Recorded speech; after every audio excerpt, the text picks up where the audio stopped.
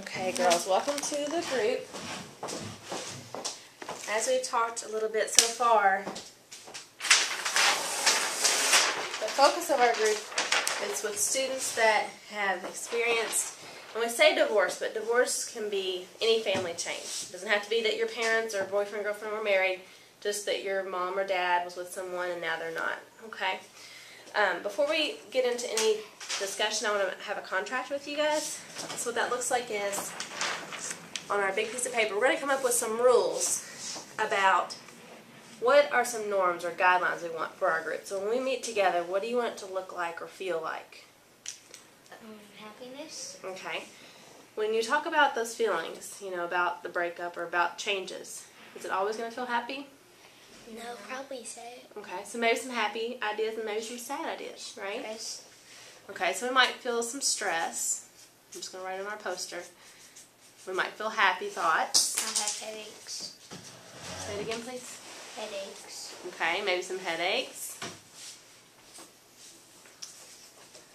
Okay. So it's not always going to feel comfortable, is it? Mm-mm. Is it okay to not feel comfortable in our group? No. Well, yeah. Yeah, it's okay. Because in life we have uncomfortable feelings. And that's okay to have uncomfortable feelings. And what we're going to work on together is, when we feel uncomfortable, how to make ourselves feel a little bit better. Okay? So we need some guidelines for when we share about things. I know you've worked with Dr. Lawrence. She probably has some very similar rules. So when someone's talking, what should that look like? Eyes on the speaker. Okay, I like that. Eyes on the speaker. Okay, what else is it going to look like when we're sharing our thoughts? No talking. Okay, so your voice level is going to be a 0 when you're listening, right? When you're sharing, what voice level do you expect? 0. When you're talking? Oh, well, 2. Yeah, level 2. Okay, so when you're sharing, just like we're talking right now, level 2 is appropriate. Okay, so 2 for sharing. Now, anything that's shared in here stays in here. It's called confidentiality. Okay, the only way that I break that confidentiality is if you share something that's harm to yourself or can cause harm to someone else. And you need to understand that. We're going to put that in our contract, that if you're saying, you know, at home, my mom's boyfriend's there and he hits me, then it's my job as a teacher to call someone to help you. Okay, that's when I have to tell someone. So anytime it's harming you or someone else, if that is shared, then it's my job as a teacher that I have to share that with somebody else. Do you understand that? Harm to self or others is how they say that. So I'm going to write that. If there's harm to self, which means you, or others, that's the only time that I can break and tell someone, break that confidentiality. Okay? Now what if Kamaya shares something, and as Kamaya shares it, what happens in, like, let's say another group member, they hear that, they hear Kamaya share it. You know that I'm not going to share it with anyone else unless it's harm to self or others. But let's say, Kier, are you allowed to go out and tell your best friend on the bus what Kamaya said? No. Okay? Because that's breaking confidentiality with her, because everything that's said in the room that we're in stays in that room. In agreement? Okay. So our rules, we have our feelings. Sometimes it's going to feel good, sometimes it's going to feel uncomfortable, and it's okay to feel uncomfortable. Okay? Eyes on speaker, we use respectful voices, and the only time that Ms. Jenkins will go to someone for your help, because it's for your safety, is if there's harm to self or others. Okay? We're going to meet for, it's called six sessions, okay? So like 6 different times. Depending on the school year, if we have more time, we may do a couple more. But I'm going to let you know a couple weeks before we end how many more times we have left. So it won't be a surprise, okay? Any questions about our agreement so far? How long are we going to be doing this again? That's a good question. At least 6 times. We'll meet for about 25 minutes, 30 minutes, okay? I'm going to try to get you all either at the end of the day or maybe sometimes during your lunchtime, okay? We'll try not to go into wellness too much, but you might have a few minutes into wellness, kind of like what Dr. Lawrence did.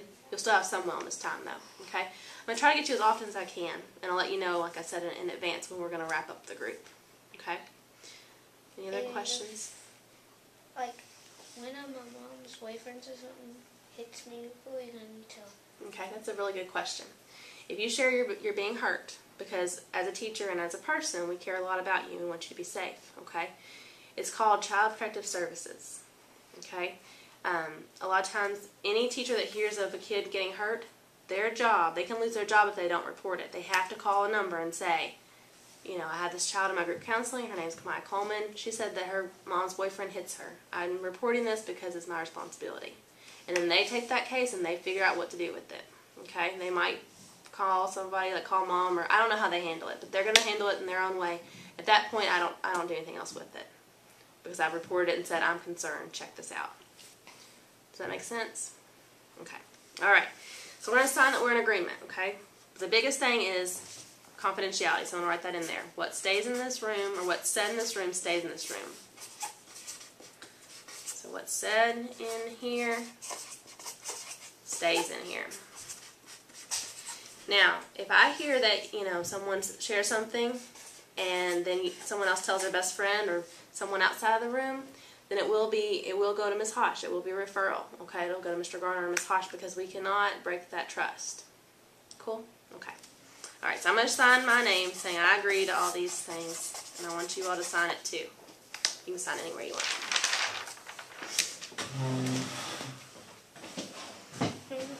Yeah, if you want to.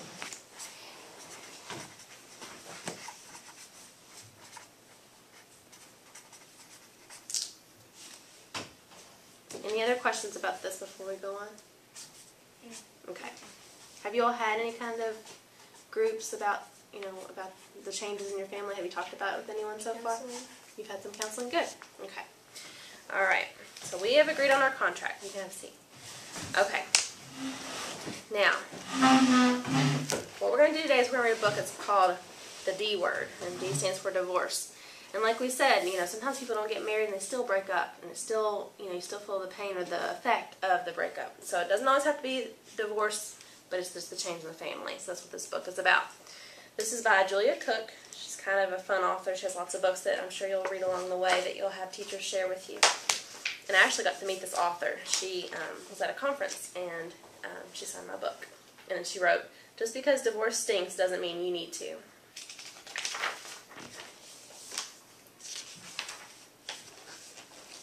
My name is Otis. I used to be the happiest kid on the planet. This is a picture of my family and me, the way we used to be. When I was little, my mom and dad were best friends.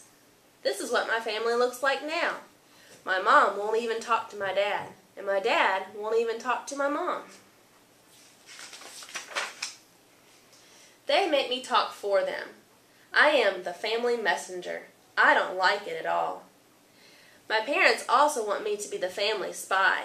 My mom wants me to tell her everything that my dad does. My dad wants me to tell him everything that my mom does. I don't like it at all.